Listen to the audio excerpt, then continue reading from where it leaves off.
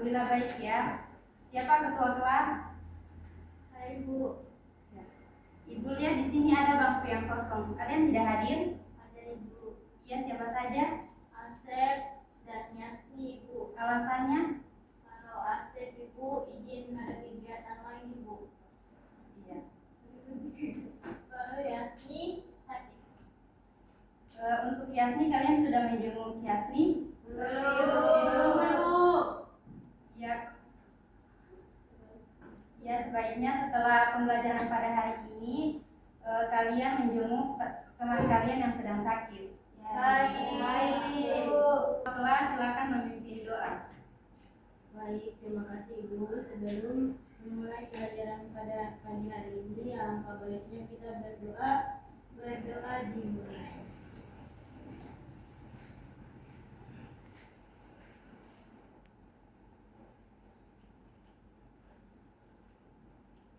Berdoa selesai. Adik-adik, sebelum memulai pelajaran pada hari ini, Ibu ingin bertanya, apakah kalian pernah mengalami sakit perut atau diare? Pernah. Nah, adakah yang tahu penyebab dari sakit perut atau diare tersebut? Memakan makanan yang pedis. Ya, kemudian ada yang lagi? Karena tidak mencuci tangan sebelum makan. Ya, ada teman kalian yang menjawab karena tidak mencuci tangan sebelum makan. Adakah yang tahu kenapa ketika kita sebelum mencuci tangan, sebelum makan tidak mencuci tangan dapat menyebabkan diare atau sakit perut? Karena sebelumnya kan kita sudah memegang barang-barang yang di barang-barang itu pastinya ada kuman dan bakteri. Jadi ketika kita makan tidak mencuci tangan, jadi bakteri atau kuman itu masih menempel di tangan Ibu. Ya, bagus. Beri tepuk tangan untuk teman kalian. Ya, berdasarkan jawaban dari adik-adik, jadi materi pada hari ini mengenai bakteri.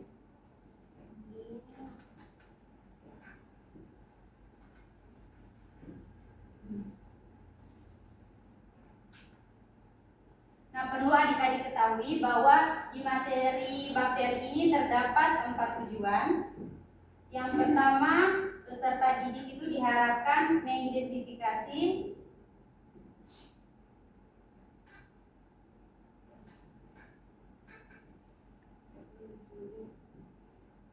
ciri-ciri dan struktur bakteri.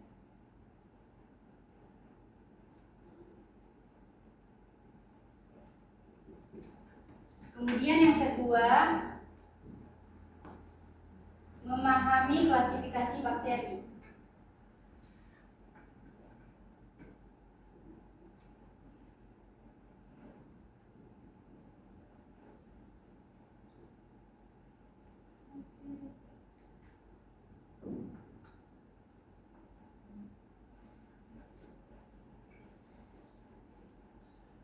Yang ketiga, mengidentifikasi cara hidup bakteri.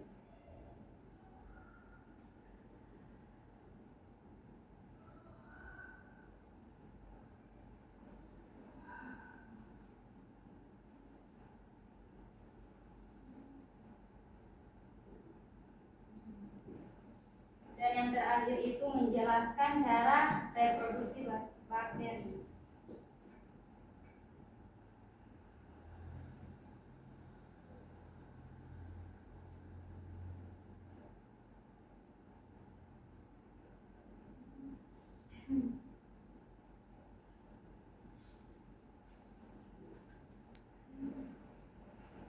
Nah, dari keempat tujuan pembelajaran pada hari ini, hanya 2 yang akan kita bahas, yaitu mengenai mengidentifikasi ciri-ciri dan struktur bakteri, dan yang kedua itu memahami klasifikasi bakteri. Nah, perlu adik-adik ketahui bahwa bakteri ini merupakan makhluk hidup yang berukuran kecil atau yang disebut dengan mikroorganisme, yang hanya bisa dilihat dengan bantuan mikroskop. Jadi kalau kita melihat bakteri ini hanya dengan mata telanjang itu tidak bisa, harus dengan menggunakan bantuan mikroskop. Nah, selanjutnya Ibu akan bagi kalian ke dalam 2 kelompok. Nah, kelompoknya itu berdasarkan kelompok yang telah dibagi kemarin. Di sebelah kiri saya itu kelompok 1 dan di sebelah kanan saya itu kelompok 2. Ya. Ya, silakan.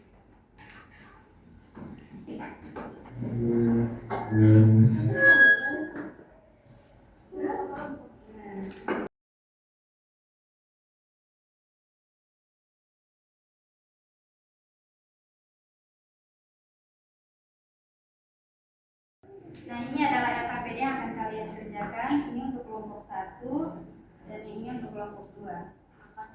Silakan didiskusikan bersama anggota kelompok kalian. Nah, untuk waktu diskusinya itu hanya 7 menit. Ketika sudah selesai 7 menit, tidak ada lagi waktu untuk diskusi. Sudah bisa mulai mengerjakan.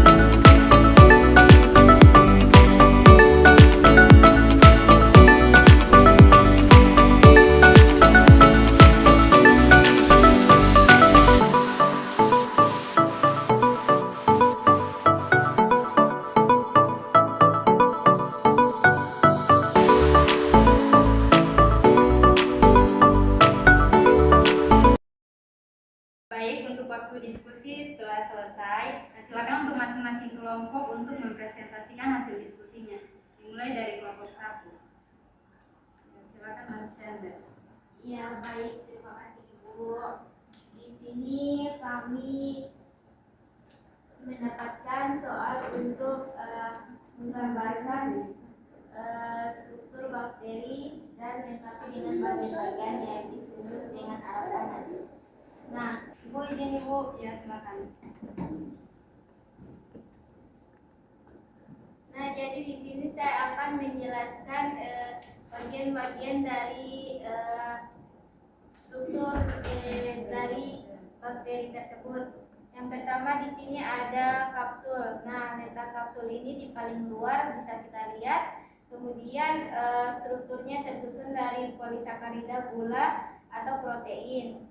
Kemudian fungsinya itu untuk melindungi bakteri dari serangan sistem imun, terutama dari fagositosis oleh sel-sel darah putih.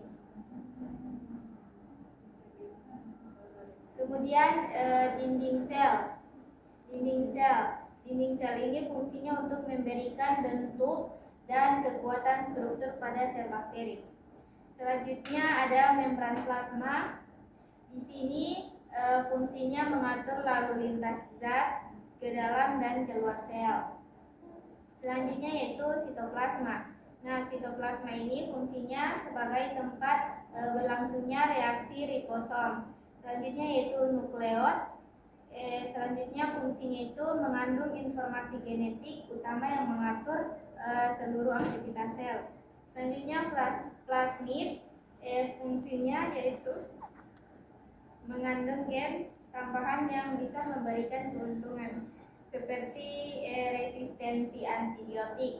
Nah, yang terakhir, yang selanjutnya itu ribosom. Nah, ribosom ini fungsinya sebagai tempat sintesis protein, penting untuk pertumbuhan dan perbaikan sel. Selanjutnya itu flagella, yaitu fungsinya alat gerak untuk bakteri untuk berenang dalam cairan. Selanjutnya yaitu villi atau fimbri.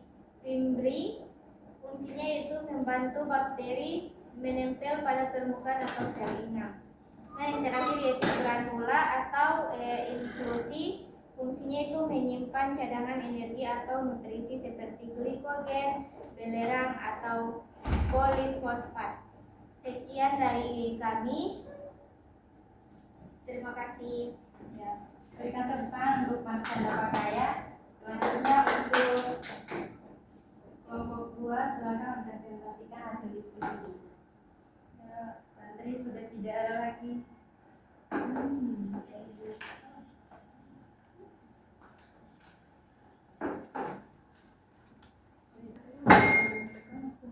Baik, terima kasih Ibu. Dari kelompok kami yaitu saya mendapatkan soal gambarkan bentuk-bentuk bakteri dan berikan keterangan dari bentuk-bentuk tersebut. Bentuk-bentuk bakteri yang pertama ada monobasil.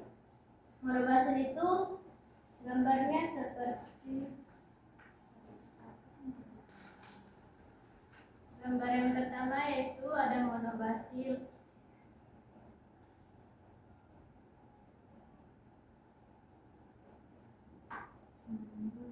Yang kedua ada diplobasil.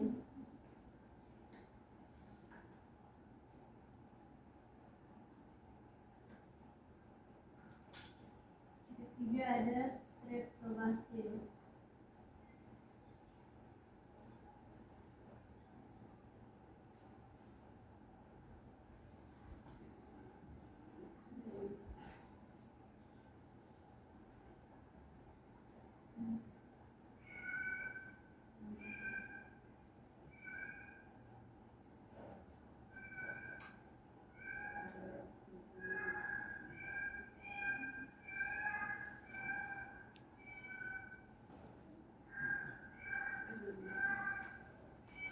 Jadi kelompok kami analisis itu cuma mendapatkan 4 bentuk dari bakteri, yaitu ada monobasil, diplobasil, streptobasil, dan monococcus. Monobacil itu merupakan yang terdiri dari satu sel bakteri dan berbentuk batang panjang. Dan contoh spesies yang ditemukan yaitu ada Escherichia coli yang terdapat di usus. Yang kedua Diplobacil yang dimana gabungan dari dua sel bakteri berbentuk batang. Contoh spesiesnya yaitu Salmonella typhosa yaitu penyebab penyakit tifus. Yang ketiga Streptobacil, gabungan beberapa sel bakteri berbentuk batang yang saling menyambung membentuk rantai. Yang contoh spesiesnya Bacillus anthracis. Yang keempat Monococcus yang hanya terdiri dari satu sel bakteri berbentuk bulat. Yang contoh spesiesnya Neisseria gonorrhoeae, penyebab kencing nanah. Itulah dari kelompok kami. Saya serahkan ke Ibu. Ya, berikan tepuk tangan dulu untuk Ibu. Ya, tadi kalian sudah melakukan diskusi. Nah, sekarang Ibu akan mengulas kembali terkait materi bakteri.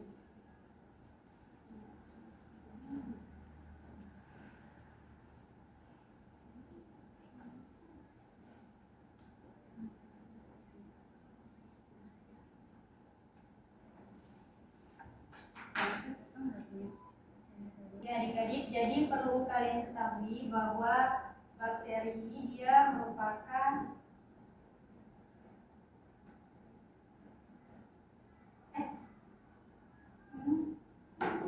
makhluk hidup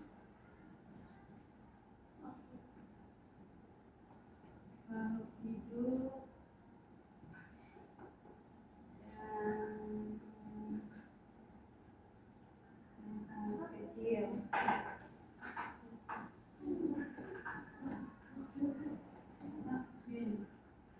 Nah, untuk melihat bakteri ini harus menggunakan alat bantu yaitu mikroskop.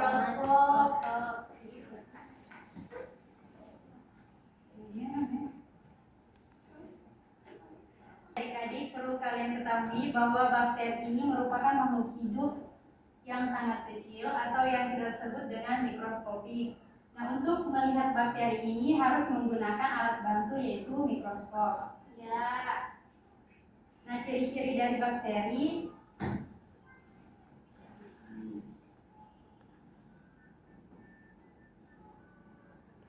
yang pertama itu dia uniseluler.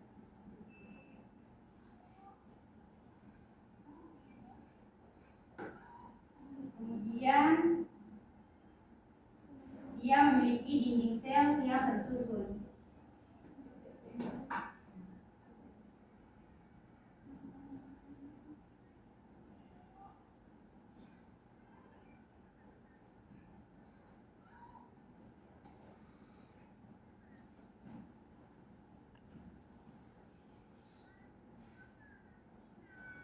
Kemudian dia memiliki sel tanpa membran inti.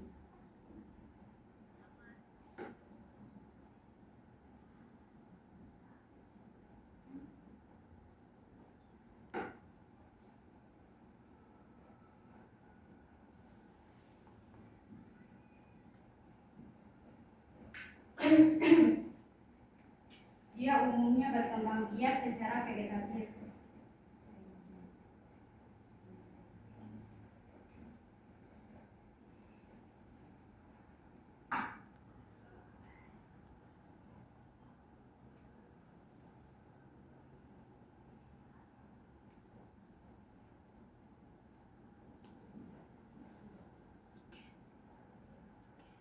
Untuk pengelompokan dari bakteri ini kan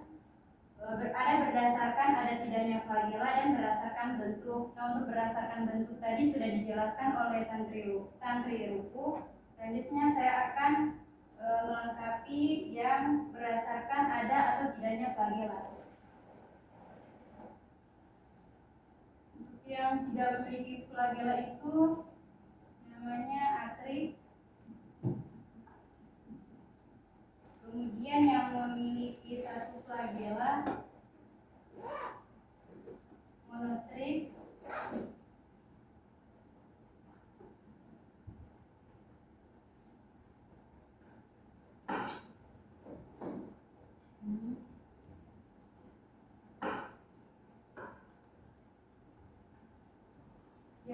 memiliki flagela di samping kiri kanan itu namanya Amphitrichus.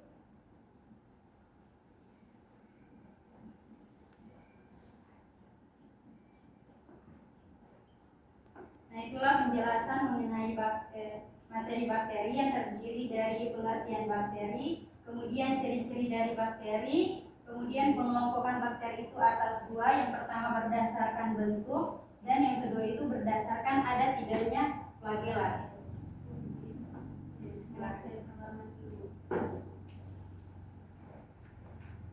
Nah, adik-adik, apakah ada pertanyaan terkait penjelasan yang telah Ibu sampaikan?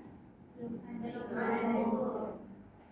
Ya baik, berdasarkan penjelasan tadi, apakah ada yang dapat menyimpulkan materi pembelajaran pada hari ini? Saya Bu. Ya, silakan Mas Chandra. Ya, terima kasih Bu dari penjelasan dan hasil presentasi dari teman-teman sekalian. Saya dapat menyimpulkan materi hari ini yaitu mengenai bakteri.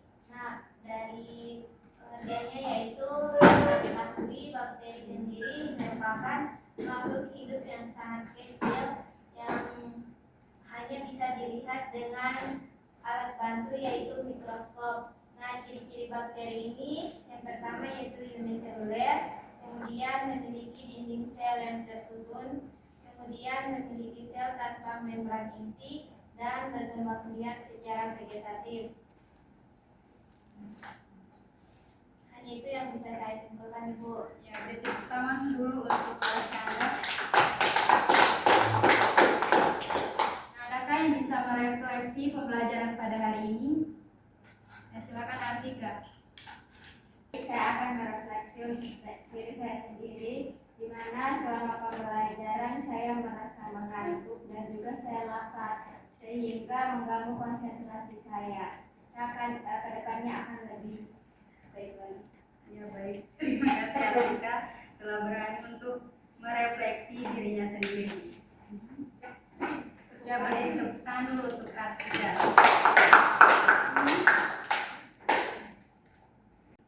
Nah, untuk materi hari ini Ibu akhiri. Untuk pertemuan selanjutnya kita akan membahas tentang mengidentifikasi cara hidup bakteri, kemudian menjelaskan cara reproduksi bakteri. Nah, Ibu harap sebelum pembelajaran dimulai, adik-adik sudah mencari literatur terkait materi tersebut. Nah, sebelum mengakhiri pembelajaran pada hari ini, silakan untuk ketua kelas memimpin doa. Untuk mengakhiri pembelajaran pada hari ini, alangkah baiknya kita membuka kepala sejenak untuk berdoa. Berdoa dimulai.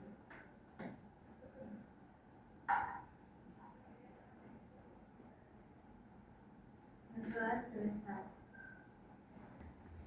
Baik, saya ucapkan terima kasih kepada adik-adik telah mengikuti pembelajaran pada hari ini. Nah, sebelum keluar dari kelas, Ibu harap adik-adik membersihkan terlebih dahulu untuk ruang kelasnya, kemudian papannya dihapus, untuk bersihnya itu dirapikan kembali. Baik, ya mungkin hanya itu dari Ibu. Wassalamualaikum warahmatullahi wabarakatuh. Waalaikumsalam warahmatullahi wabarakatuh.